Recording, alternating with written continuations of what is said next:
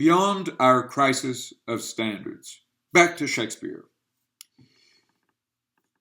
This talk is going to consider our current situation, our current crisis of standards, what we're doing currently to respond to it, where this crisis comes from, and what a solid way out of it would involve.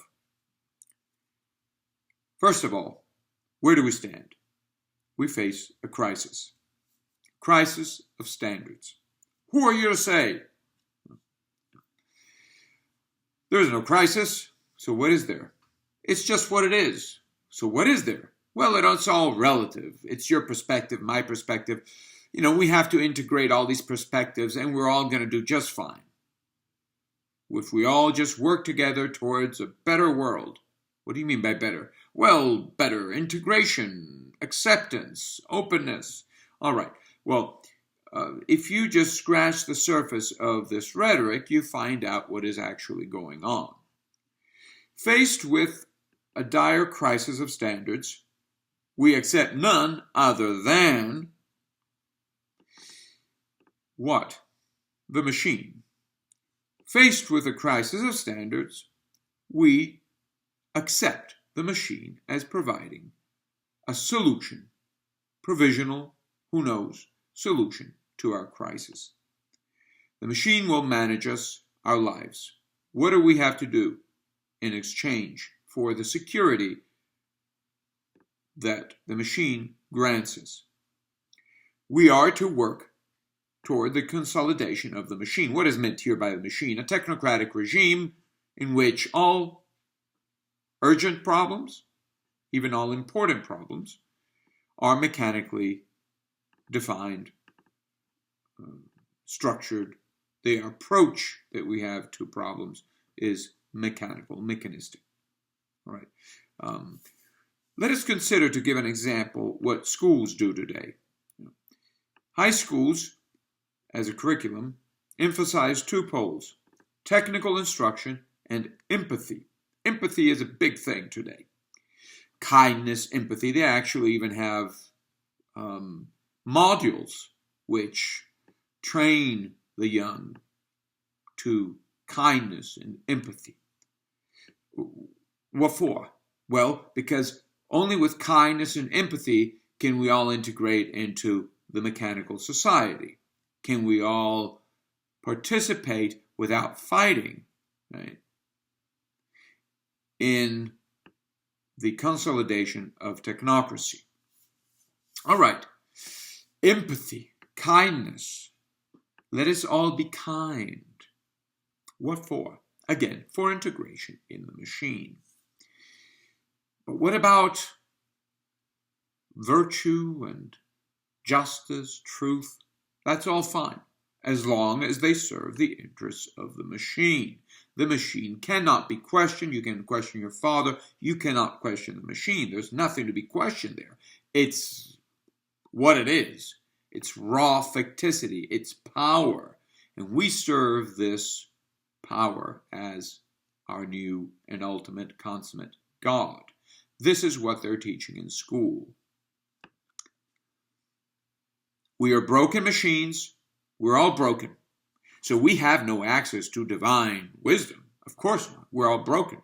So what do we do if we're all broken? We're in our fallen condition, to speak biblically. Well, we accept the machine, the radical regime of rules and regulations.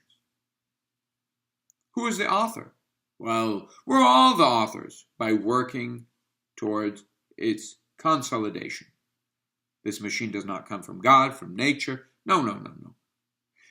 It is the product of our own collaboration, of our diversification. Diversity and empathy go hand in hand. Diversity and empathy allow us to build the great machine in which we find our safety, our salvation, and ultimately the guarantor for our coexistence. Right. Education reduced to um, technical expertise feeding into the machine. Classical liberal education, out of the window. All you need to do is take a look at high school libraries and see what they have. It's the recent multicultural, empathetic type of literature, a rainbow, and we're all one, we're all diverse. There's diverse genders, there's diverse everything. And so we're all there as hapless entities, neutral, fluid, and rootless, fundamentally. This is the key. And so that we can all be well integrated into this new machine. How did we get here? We got here as a result of a modern revolution. What does this revolution involve? It involves a rejection, a response, critical response to a medieval response to another challenge. All right, to the Middle Ages. So what is the problem with the Middle Ages for the early moderns? It involves a strict, legalistic reading of nature, of natural freedom, of natural right. So early moderns say, we don't want to be constrained by these theological rules that we're inheriting from the Middle Ages, right? We want to free our nature from, and so our right from any standard that is above man. So what do? We invent ideals. We look at all these people around the world, right? And we say, well, look, see, they have something in common. They have universal moral laws, to speak with Immanuel Kant. But even before him, we have, of course, Machiavelli, then his student Spinoza. We have an appeal to a kind of nature that is independent of conventions. Now, with Machiavelli, this nature is raw power. With Spinoza, it's the same thing, but masked as God. Natura naturans. With Kant, it becomes the noumenal. The noumenal reality is a mysterious thing, but this noumenal is such that we do not access it. We cannot access it directly. The noumenal drives us, however. It opens the doors, invites us to a scientific life. It opens the door to modern mechanistic science and reason. A mechanistic reason which says, look, in effect, man is rational, okay, or is to be rational. All right, man is to be rational. Okay, why? Well, because that's somehow his destiny, perhaps, yeah? Or why is he to be rational? Because that's the only way for us to survive together, okay? More than that, Kant doesn't like consequences as grounds to justify your reason. So what does he say? Well, because it's the structure of human consciousness, really. It's what we are, fundamentally. We've been simply dormant, and now we're waking up. This is Aufklärung. This is the awakening, the enlightenment. We are waking up, and we're recognizing our autonomy, really. We're recognizing that we as individuals do not need to rely on standards above man. Does that mean that we can do whatever the heck we feel like doing today? Well, no, that wouldn't work. What this means is that we recognize that we are essentially rational. But what does rational mean? It means that we are men, human beings, which is to say animals, entities who have a will, right, to build a world that is fit for that will, that will establish that will in its autonomy from any external authority. A kingdom of ends. So man is rational, fully rational, when he works toward that realization of a kingdom of ends. Now, the realization of the kingdom of ends. What is this kingdom of ends? Well, it's where everybody is empathetic, where everyone is diverse and empathetic towards each other. We all see each other as ends in ourselves. Can that work? Possibly one day, but we're working in that direction, as if we could realize that kingdom of ends, where we're all ends. Right? We're not just means to be used. We're all free.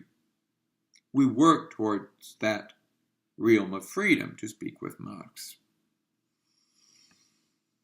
If you're not working towards that realm, or the realization of that realm, you're not rational, which is to say that you're not enlightened.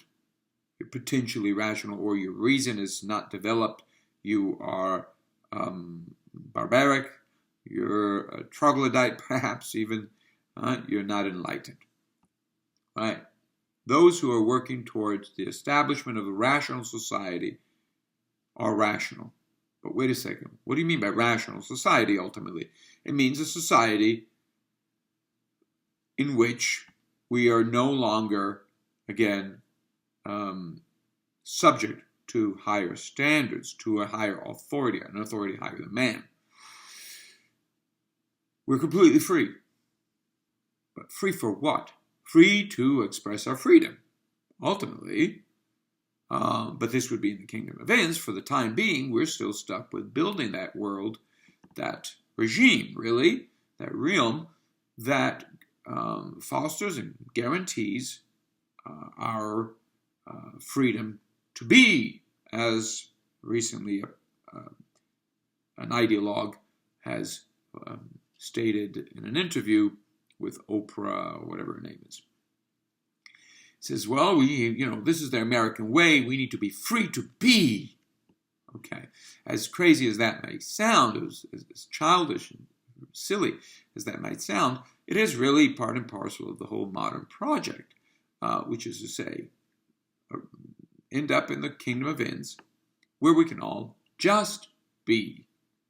Just be, of course, means reveal the essence of our freedom, which is something tied to, you could see this in Nietzsche, of course, the Übermensch, usually translated as Superman or Overman, but in fact, Über, involving a crossing over, what Nietzsche is really up to is what we have today, in practical terms, the trans man. All right, so this is somewhat how we got here, but you say, well, what about the medievals? Were they that bad? Well, the medievals why are they legalizing nature, let's say? Well, they're not exactly legalizing nature. They are saying that we need a legal justification for support for human freedom. Right? This is a double-edged sword, because the legal representation for freedom can be used against freedom. Law is always a double-edged sword. It can be used as a mirror of justice or as a cover-up, a travesty for injustice, a mask for injustice, or a mirror for justice. And since the world is a fallen one, the one we live in, for the most part, law will serve as mask of injustice, of vice. And the more you emphasize the law, right, as a remedy to, let us say, a crisis of freedom, simply as a standard to defend freedom, And the more you will open up the doors to the abuse of the law, right? And so an assault on freedom. Now, this is precisely what has happened in the modern world, where we have radicalized the medieval problem. In the Middle Ages, we had theologians, call them what you like, who are defending freedom. Yes, in effect, they are. They are saying that, look, freedom is not just chaos, doing whatever the heck you feel like doing. It has roots in God.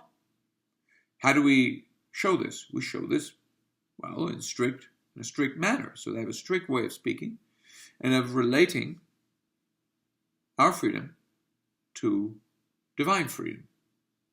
Okay, they're rooting for our freedom in the absolute, an absolute that is alive. And how do you do that? Well, you want to confirm that there is such a rootedness of our freedom. Our right is not by the king's dictates. It is not by might, right? Right is irreducible to might. How is this possible? Well, we need to confirm this. And to confirm it, we have a whole apparatus of arguments, great apparatus, a cathedral of arguments that respond to all various challenges raised against natural freedom.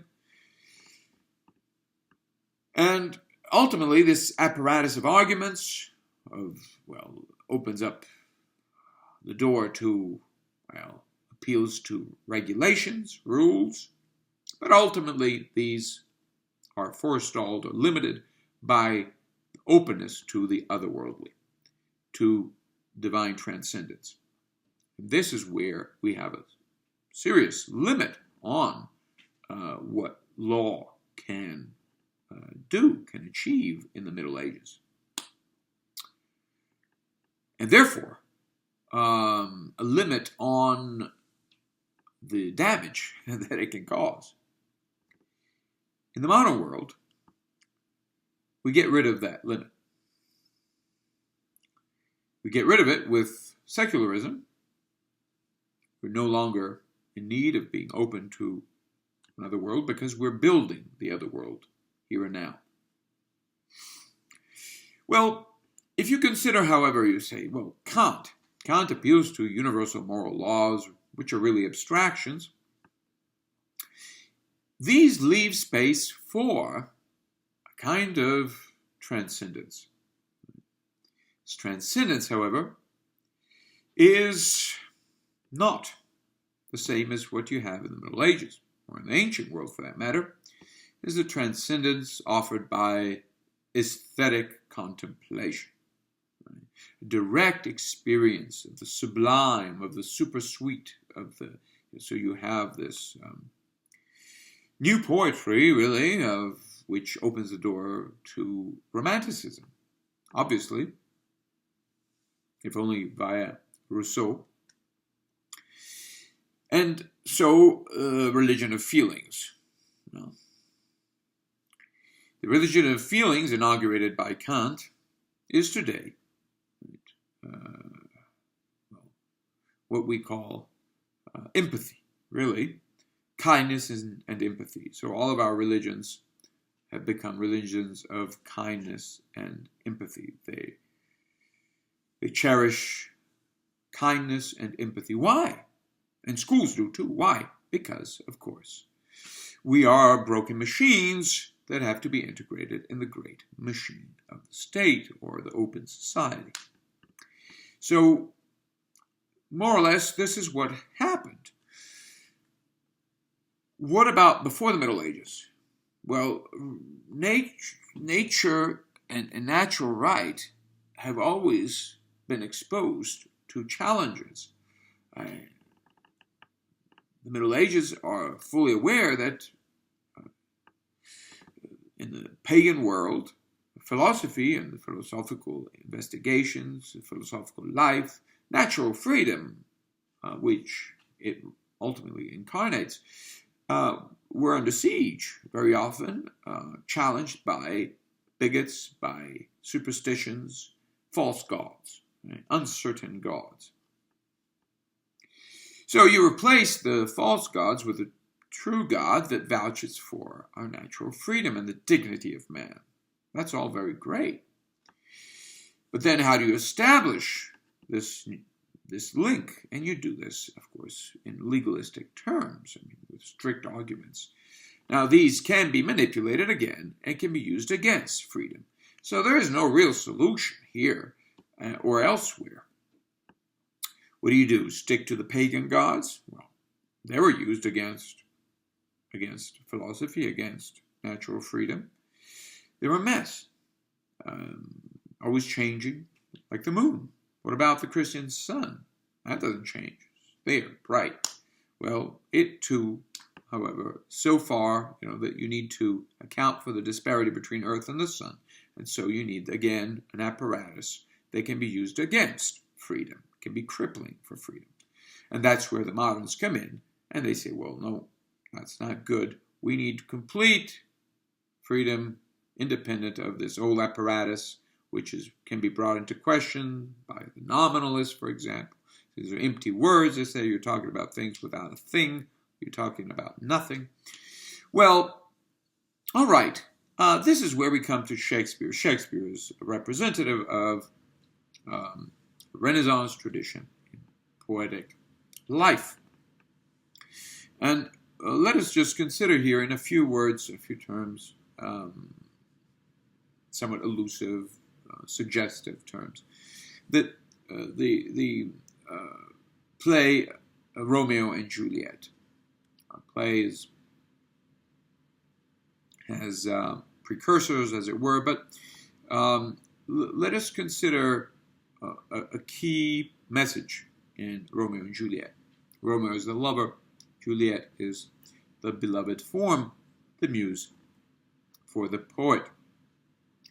And what at some point in the second act Shakespeare is showing is that the poetic life, should not appeal or seek a solution to its woes either in the moon or in the sun, which is to say, either in the pagan gods or in the Christian God. What is the solution? If there is a solution to the problems of poetry, of the poetic life, of natural freedom, really, that solution is immanent within the poetic life, which involves an infinite process of purgation, whereby the poetic life is purging us of earthly passions and preparing us for, a philosophical life. How do you defend that? Well, you don't defend it. There is no ultimate defense, or you don't appeal, you don't swear by anything else other than by what is internal to poetry, the poetic life. Which is to say that the challenges are precisely what the poetic life is converting. Right? It's somehow making use of, right? It's converting into something good instead of being barbaric. So the poetic life is civilizing us. Now, barbarians will not accept an appeal to God or to any other standard above man. Why? Because they're barbaric. They're simply unreasonable, just as most of us are today. What about Kant's universals, moral laws, abstractions? Well, again, these work for Kantians. And they work toward the consolidation of the machine that ultimately cripples our development as human beings, reducing us into empathetic larvas, little smiley avatars, emoticons, or whatever they call them. Right? So we're just emoticons, little emotional entities floating around in the machine. This is this is the situation that we have today. And